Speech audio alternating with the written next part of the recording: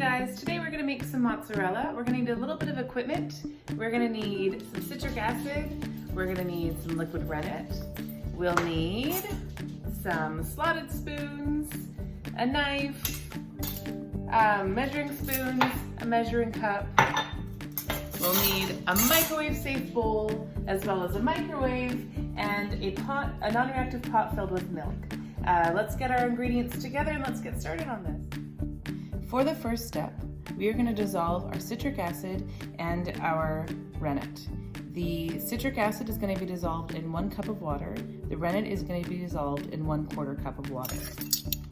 So we'll take a teaspoon and a half of the citric acid and stir that until it is dissolved. And we'll put that aside.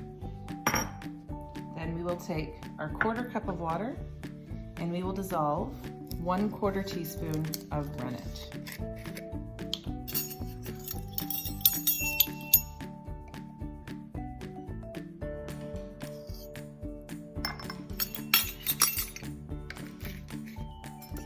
We'll stir until it's completely dissolved. Then we'll leave that aside until we're ready for our next step. The next thing we'll do is take our milk that is in the pot and we will add our citric acid very carefully, and we'll turn it on and stir it consistently until it reaches 90 degrees.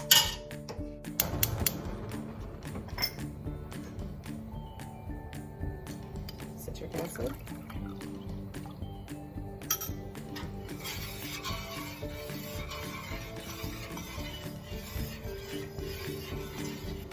Be careful that you are stirring gently and not too high.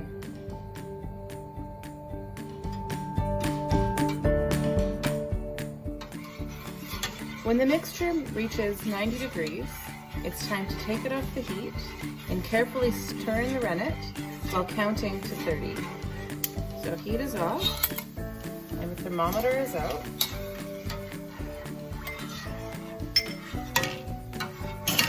It's time to stir in my dissolved rennet and continually stir for 30 seconds.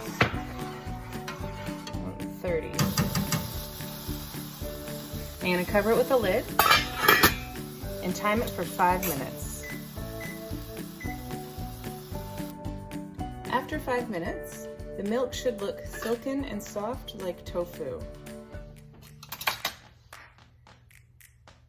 If it hasn't yet set, you can put the lid back on and time it for another 5 minutes.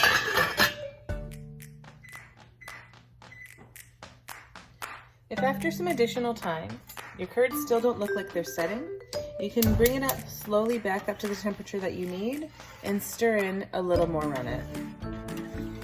Occasionally the milk is too pasteurized or the rennet's getting a little old. There's lots of reasons for it not working, but it doesn't necessarily mean it's the end of the world.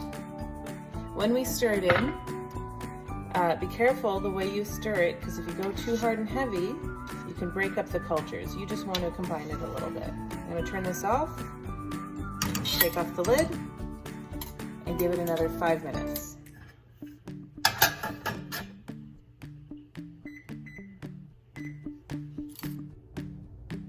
After the addition of a little more rennet, and I let it sit for longer, it's looking a little bit better. It's kind of together like one full solid piece. What I'm going to do is I'll come and I'll cut it now. It's not as perfect as I wanted, but it is definitely together. Cut it into little squares.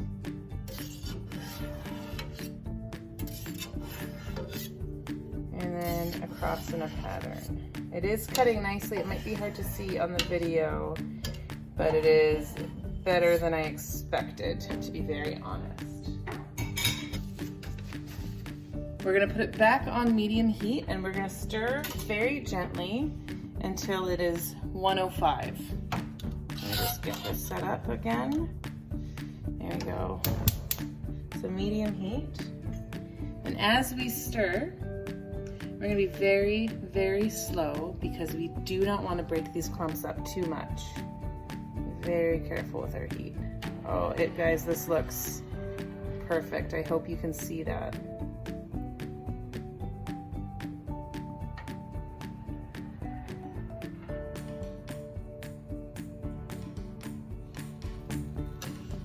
As we're stirring gently, the curds will eventually clump together and separate from the whey. You can see this little yellowish bit on top. It's starting to do that now.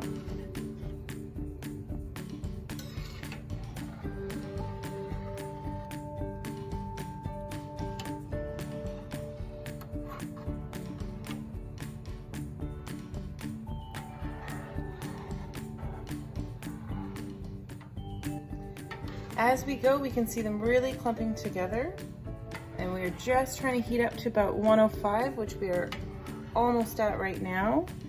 And then we are gonna take our microwave safe bowl and scoop the curds out. I'll go grab that right now. We are gonna very carefully ladle our curds into our microwave safe bowl with a slotted spoon.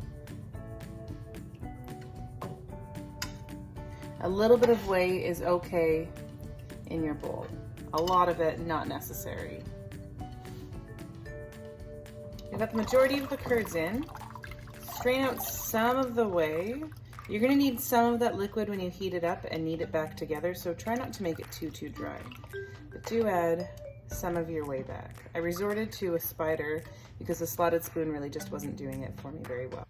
As I've been microwaving it, I've been noticing, and you will too, more and more whey coming off your curds. I know I'm at the right temp now. I'm just gonna show you by letting it go up.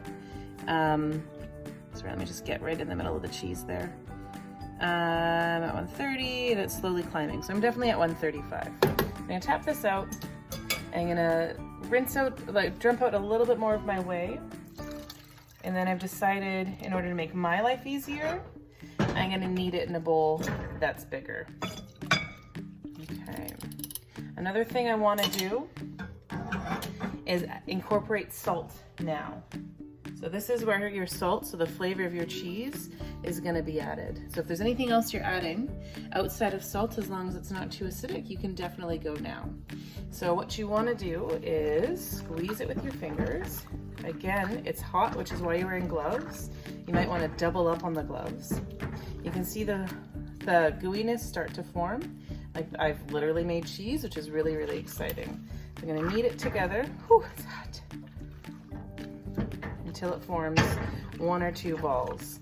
If you're finding that there is too much whey, you can strain a little bit more out. I'm okay with my amount of whey, but I'll just show you it's NBD, no big deal. Let's get out some more of that whey, and let's keep incorporating this. So you're basically stretching the cheese curds in order to make it one solid piece. Similar to, but not the same as, kneading bread. Not the same as in the sense that this is mother hot and it's burning my fingers. If I'm complaining, then you guys know what you're in for. And also, but similar in the sense that I'm doing the same sort of actions. I'm stretching, I'm pulling, and I'm making one big thing. Eventually you're gonna find it's gonna come together and not be so cottage cheesy. I am very quickly there.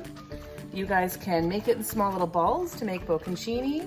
You can make one large ball to make one large fresh mozzarella, or you can make it in a couple of large bocconcinis. Either is fine. Almost together here, look. It's like a cheese here. How exciting is that? Look at all these strands. If you're not seeing these strands, you might need to microwave a little bit more. If, while you're kneading it, it's not quite together, you can put it back in the microwave in 10-second bursts to reactivate that cheese, the curd, so you can keep going with this. I'm gonna dump out a little bit more of this whey. It is in the whey now, haha, so funny. I'm just gonna keep going with this disgusting sounding, soon to be delicious thing. It looks like it's still quite warm, but you know what, I'm gonna put it in for 10 seconds real quick to see if I can get those last few cheese curds melted. All right, after that last little thing, I'm happy I did it because I'm able to stretch it more, and at this point it's lovely, it's stretched. I'm gonna form it into a cheese ball. All right, I'm just gonna put this together. I did that one last 10-second burst.